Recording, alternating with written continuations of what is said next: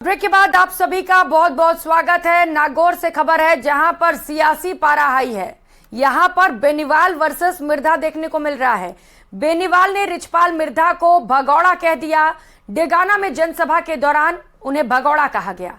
रिछपाल मिर्धा ने भी इस पर जवाब दिया और बोला कि मैं 35 साल से ही डेगाना का वोटर हूं। बेनीवाल का गांव नागौर में आता है, लेकिन चुनाव खीवसर से लड़ते हैं। तो अब मिर्धा ने भी बेनीवाल पर करारा तंज कसा है।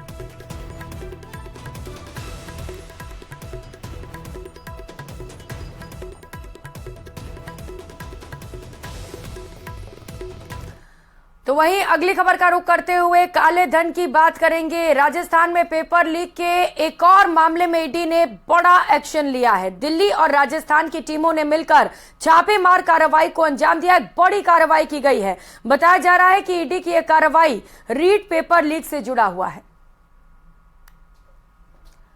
तो एक बड़ी कार्रवाई की गई है काले धन को लेकर। बड़ी खबर आपको बता रहे हैं। लॉकर्स मामले में बड़ा अपडेट। गणपति प्लाजा में करोड़ों का संपत्ति पाया जा रहा है। एक बड़ा खुलासा हुआ है।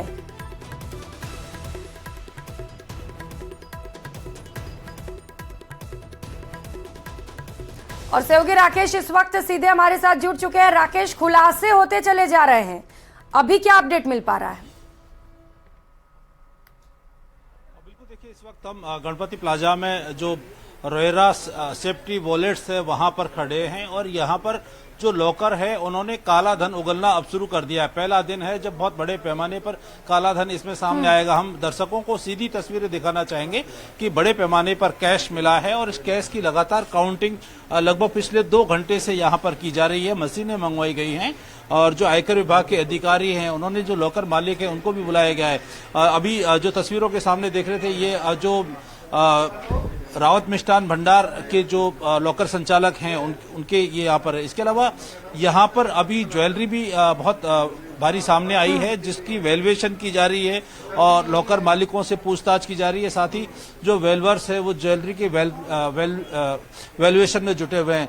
ज्वेलरी लगभग 2.25 किलो के आसपास सोना अभी यहाँ निकलने की बात सामने आ रही है। हालांकि वैल्यूएशन के बाद में वास्तविकता का पता चलेगा कि ज्वेलरी कुल कितनी है, लेकिन अभी भी आयकर विभाग के अधिकारी और जो वेलवर्स हैं वो लगातार, हम देख सकते हैं तस्वीरों में सीधे तौर पर ये ज्वेलरी है, ये वही ज्वेलरी है जो इन लॉकर्स में से सामने आ रही है। इन लॉकर्स ने उगली है जिस पर डॉक्टर किरोड़ीलाल मीणा जो है दावा कर रहे थे। आप सीधी तस्वीरों में देख सकते हैं जो ये ज्वेलरी देखिए आप, ये बेशकीमती ज्वेलरी। कई ज्वेलरी इसमें से ऐसी भी है जिसको रखा जाना प्रतिबंधित है और ये पारंपरिक पुरानी ज्वेलरी बताई जा रही है। और इसकी हम एक्सक्लूसिव तस्वीरें हम अपने दर्शकों को यहाँ से दिखा रहे हैं कि जो ये लॉकर्स हैं उन्होंने अब काला धन जो इनमें छुपा था, डॉक्टर किरोड़ीलाल मीणा ने जो दावे किए थे कि इनमें बहुत बड़े पैमाने पर गोल्ड हो सकता है, कैश जब्त हो सकता है, वो अब तस्वीरें सामने आने लगी हैं। पहला दिन है जब तीन लॉकर एक रावत मिष्ठान भंडार का है,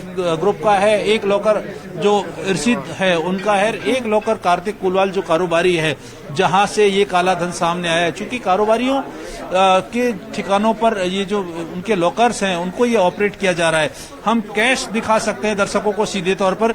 एक बंडलों के जो ढेर लगाए जा रहे हैं, मशीनों से नोटों को गिना जा रहा है। ये सिलसिला लगभग 2 से 2.5 घंटे से लगातार यहाँ पर चल रहा है और आयकर इन्वेस्टिगेशन की टीमें अभी तक कार्रवाई में जुटी हैं। सबसे बड़ी चौंकाने वाली बात इन छापों में जो सामने आई है कि रावत मिष्ठान ग्रुप जो है उसका बहुत बड़ा एक कारोबार में वित्तीय अनियमितताएं सामने आई हैं। चूंकि इन्होंने जो कारोबार दिखाया है वो बेहद कम दिखाया है, जबकि इनका रिकॉर्ड पर जो आयकर विभाग को दस्तावेज मिले हैं उसमें करीब 4 से 5 गुना टैक्स चोरी की बात इसमें सामने आ रही है और दस्तावेजों की भी छानबीन की जा रही है। साथ ही जो इर्शिद हसन है उनको हज यात्रा का आयोजक वो अपने आप को बताते हैं, तो जो हज यात्री हज के लिए जाते हैं उनसे जो कमीशन लिया जाता है, उनसे जो दलाली की जाती है, उससे काला धन कमा करके इन लॉकरों में वो जमा करते थे। तो इनकम टैक्स की कार्रवाई में आज वो कमीशन और दलाली जो ली गई थी उसको पकड़ा गया है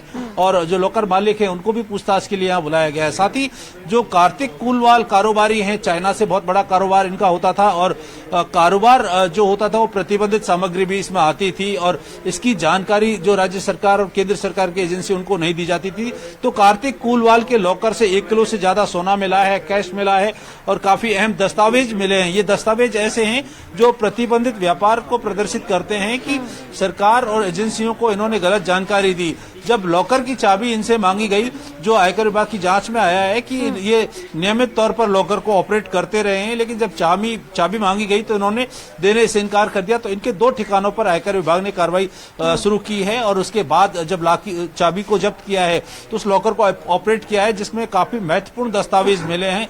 ये ऐसे दस्तावेज हैं जो इनके पूरे कारोबार से जुड़े हुए हैं। राजस्थान के साथ साथ दूसरे राज्यों में इनका कारोबार फैला हुआ है।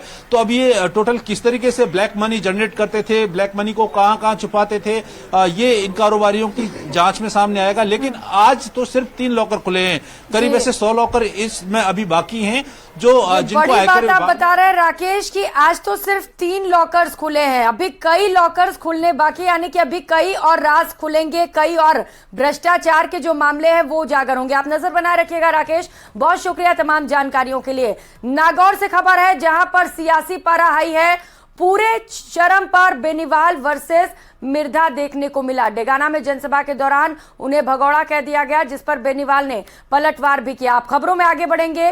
सांसद किरोड़ीलाल मीणा का बयान सामने आया है। उन्होंने कहा कि मैंने दावा किया था लॉकर्स में करोड़ों का काला धन मिलेगा, ये करोड़ों की नकदी और सोना राज उगल रहे हैं। डीओआईटी के अधिकारी सीपी सिंह ने अकूत संपत्ति रखी थी। तो पहले ही आपको बताते चले कि सांसद किरोड़ीलाल मीणा ने इसे लेकर दावा कर दिया था और अब उनकी ओर से बयान सामने आए हैं। उन्होंने कहा कि मेरे मामला उठाने के बाद लॉकर्स खाली भी कर दिए गए हैं। सुनिए क्या कुछ कहा। मीडिया के साथ गणपति लॉकर्स में पहुंचा था, जहां पर 1100 लॉकर्स थे जो अवैध तरीके से स्थापित किए गए थे। डीओआईटी घोटाले के सरगना सीपी सिंह के लॉकरों में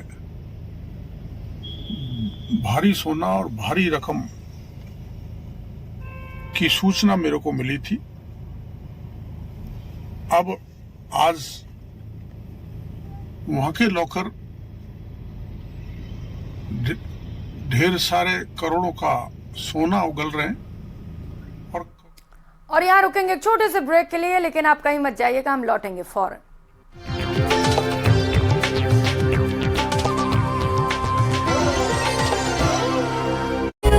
श्रद्धालु शारदीय नवरात्र के तीसरे दिन असम के मां कामाख्या मंदिर में भक्तों का लगा जमावड़ा। 51 शक्ति पीठों में से एक है कामाख्या देवी मंदिर। जम्मू कश्मीर में रामबन के पास कैफेटेरिया मोड़ पर भारी बारिश से हुआ भूस्खलन, नेशनल हाईवे हुआ अवरुद्ध। भीलवाड़ा पुलिस ने एक अपहरण मामले में 3 आरोपियों को 4 घंटे में धर दबोचा। बदमाशों ने युवक का अपहरण कर तकरीबन 1,97,000 रुपए मांगे थे। आज शारदीय नवरात्रा का तीसरा दिन, मां के तीसरे रूप चंद्रघंटा स्वरूप की हो रही पूजा। मंदिरों में उमड़ा भक्तों का सैलाब। सवाई माधोपुर में नवरात्र के अवसर पर जिले में धार्मिक आयोजनों की धूम है। इस दौरान झूलेलाल